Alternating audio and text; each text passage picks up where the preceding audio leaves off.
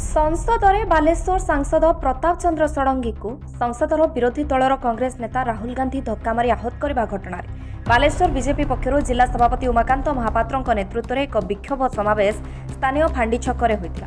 यह प्रतिवाद में सदर विधायक मानस कुमार दत्त यह घोर निंदा करने सहित कांग्रेस को चेतावनी दी कहते कांग्रेस तार चरित्र न बदलाइले आगामी दिन में यार परिणाम भयावह हो। समावेश में जिला साधारण संपादक परशुराम परिड़ा, लंबोधर नायक, जीवन प्रदीप दास, शुभंकर महापात्र, प्रवीण शंकर दास, दीप्रा बाजपेयी, विजय साहू समेत शताधिक कार्यकर्ता जोगदान करते। एपटे नीलगिरी बीजेपी पक्षर तीव्र निंदा सहित दुर्गामंडप निकट में राहुल गांधी को कुशपुतलिका दाह देखा मिली। नीलगिरी विधायक संतोष कुमार खटुआ समेत बीजेपी समस्त वरिष्ठ नेता तथा शह शह छामुआ कर्मी उपस्थित थिबा देखा जायता। निश्चित भाव में आज जो कुशपुतलिका दाह होची ये कांग्रेस दल को छाड़ी बाकी अन्य दलर समस्त लोक मैंने एटा को निंदा करछंती।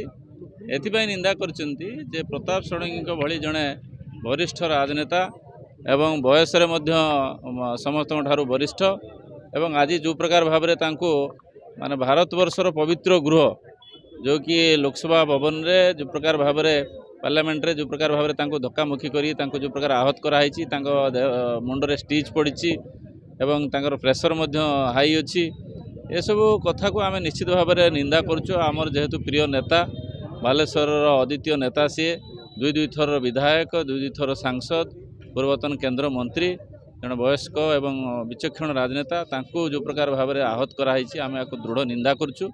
बालेश्वर सरस कुमार बारिक रिपोर्ट अभय न्यूज।